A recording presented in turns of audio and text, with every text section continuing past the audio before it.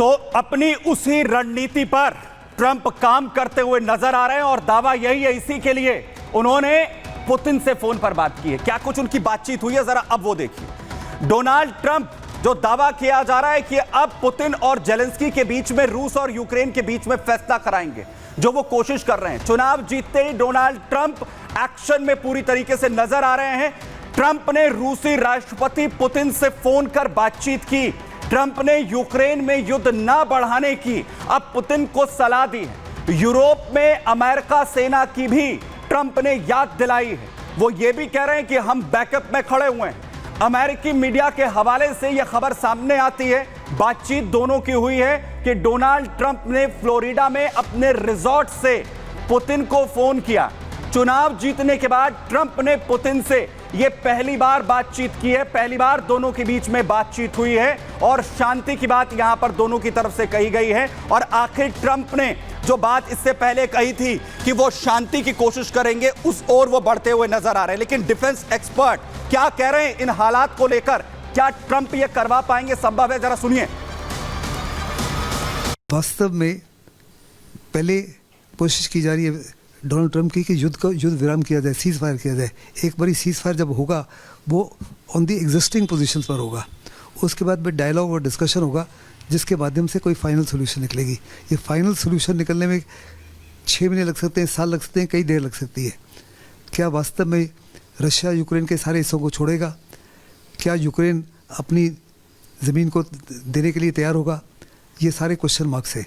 लेकिन सबसे पहले, जैसे कि मोदी कह रहे हैं कि युद्ध विराम हो, उसके बाद डायलॉग और डिस्कशन के माध्यम से।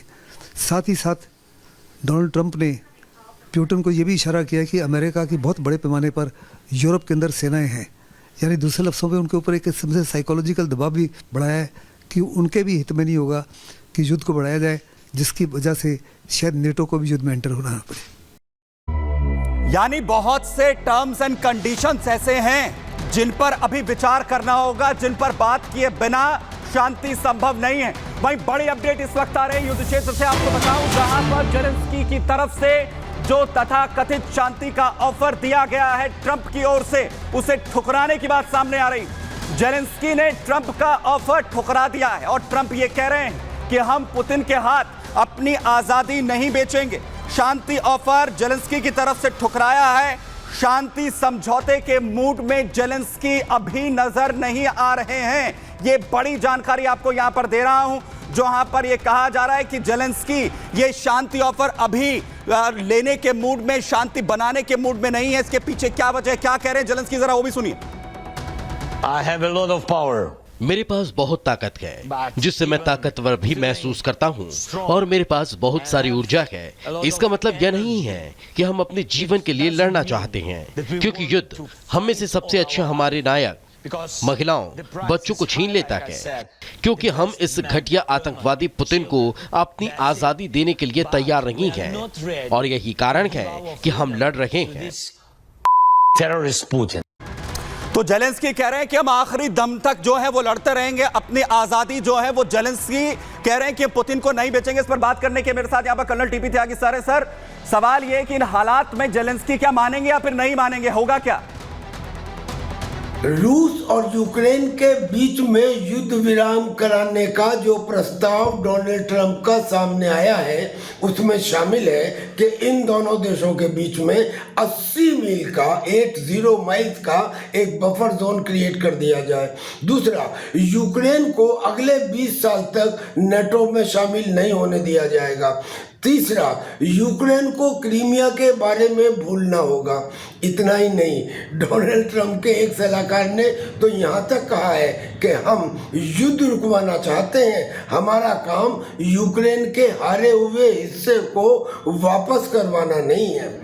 ऊपर से यूक्रेन के प्रेसिडेंट तो इतने खफा हैं रशिया से कि उन्होंने यूएनओ के सेक्रेटरी जनरल को अपने यहाँ आने से सिर्फ ये कहकर रोक दिया कि वो ब्रिक्स सम्मेलन में रशिया भाग लेने कैसे चले गए।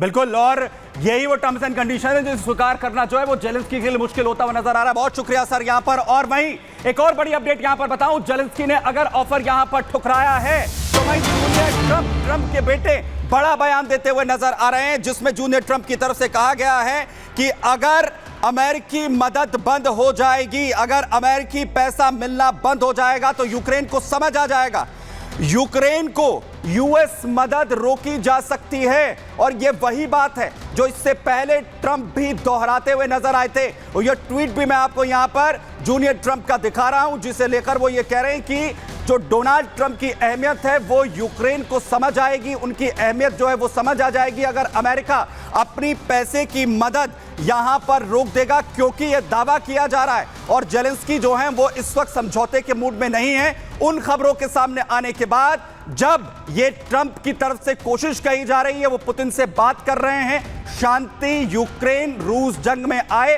जिसका दावा इससे पहले किया गया था। और बड़ा बयान ये अमेरिका से इस वक्त यहां पर सामने आ रहा है। और वहीं दूसरी तरफ युद्ध क्षेत्र में रूस लगातार बड़े हमले यहां पर कर रहा है, शांति समझौता कराया गया है, तो दूसरी तरफ रूसी सेना की तरफ से यूक्रेनी सेना पर बड़ा हमला किया गया है, बड़ा अटैक यूक्रेनी सेना पर किया गया है। उर्गन मल्टीपल रॉकेट लॉन्चर, जरा दिखाइए फुल फ्रेम वाली, फुल फ्रेम ये शॉट्स दिखाइए, जिनके जरिए उर्गन रॉकेट मल्टीपल सिस्टम है जिसे इस्तेमाल इस वक्त रूसी सेना कर रही है।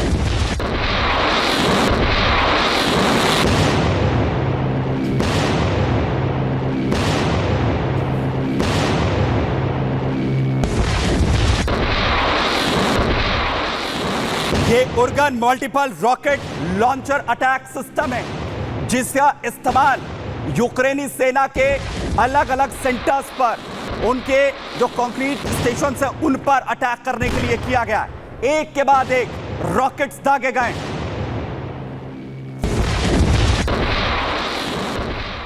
और दूसरी तरफ एक और बड़ा हमला यहां यूक्रेनी सेना पर किया गया है। कमांड सेंटर जो टेक्निकल बेस है उसे उड़ा दिया गया है। तरफ से बड़ी अपडेट आपको दे रहा हूं, यूक्रेनी सेना कमांड पोस्ट पर रूस की तरफ से बड़ा अटैक किया गया है। कमांड पोस्ट के परखच्चे यहां पर उड़ा दिए गए। खारकोव में रूसी सेना ने इस अटैक को अंजाम दिया है। बेस सेंटर है जिसे उड़ाया गया है।